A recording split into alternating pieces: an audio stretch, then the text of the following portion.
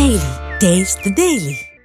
Bharat future సిటీలో అత్యంత వైభవంగా నిర్వహించిన తెలంగాణ రైజింగ్ గ్లోబల్ సమ్మిట్ విజయవంతమైంది.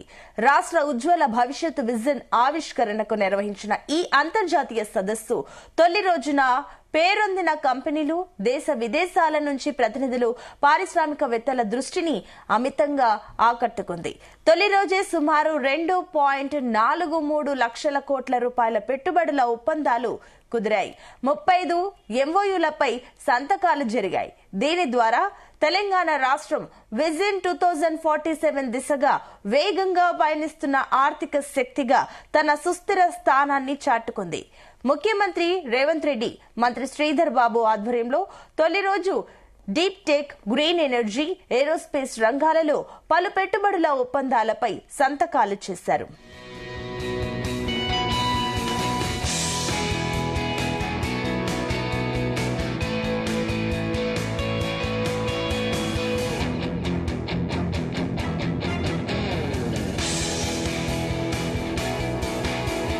తెలంగాణలో పెట్టుబడులకు మన దేశంతో పాటుగా ఇతర దేశాల నుంచి ప్రముఖ కంపెనీలు పెట్టుబడులు పెట్టేందుకు ముందుకు వచ్చాయి.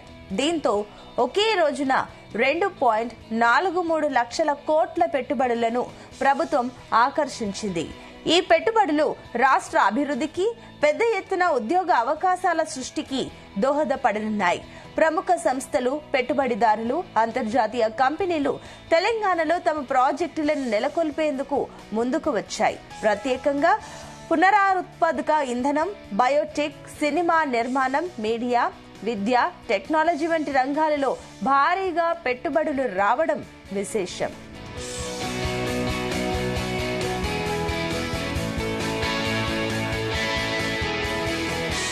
భారత ఫ్యూచర్ సిటీలో బ్రూక్ఫీల్డ్ యాక్సిస్ వెంచర్స్ కూటమి 75,000 కోట్లతో global research and development deep tech hub ఏర్పాటుకు ముందుకు వచ్చింది. పునరుత్పాదక విద్యుత్తు, ఈవీ ఇన్ఫ్రా విస్తరణకు విండ్ గ్రూప్ 27,000 కోట్ల పెట్టుబడులకు ఒప్పందం చేసుకుంది. ఇక ఎస్ఐడి, బిఐ స్టార్టప్లకు 1,000 కోట్లు, world trade centre innovation hub ఏర్పాటుకు 1,000 కోట్లు పెట్టుబడి పెట్టనుంది.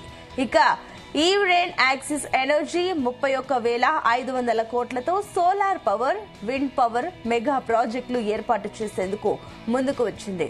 ఇక మెగా ఇంజనీరింగ్ గ్రూప్ 8,000 కోట్లతో సోలార్, పంప్డ్ స్టోరేజ్, ఈవీ ప్రాజెక్టులు ఏర్పాటు చేయనుంది.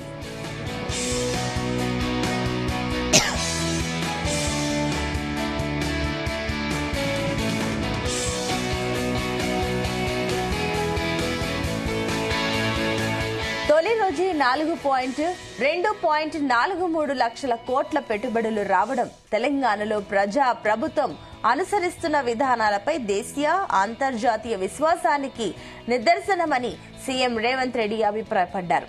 ఇక్కడ పెట్టే ప్రతి రూపాయి పెట్టుబడి నాణ్యమైన ఉపాధి అవకాశంగా, మౌలిక సదుపాయాలుగా మార్చేందుకు ప్రభుత్వం కట్టుబడి ఉందన్నారు.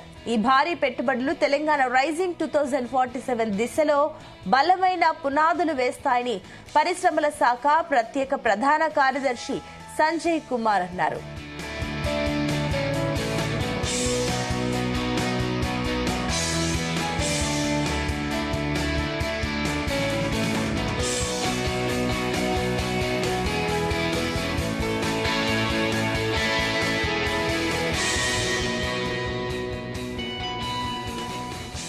రెండో రోజు తెలంగాణ రైజింగ్ గ్లోబల్ సమ్మిట్ లో ముఖ్యమంత్రి రేవంత్ రెడ్డి దాదాపు 20 సమావేశాల్లో పాల్గొంటారు. Education, power, tourism, life sciences, food processing, automobiles, electronics, ఏఐతో పాటుగా వివిధ రంగాల పరిశ్రమల ప్రతినిధులతో చర్చలు జరుపుతారు. పలు సంస్థలతో అవగాహన ఒప్పందాలు కుదుర్చుకుంటారు.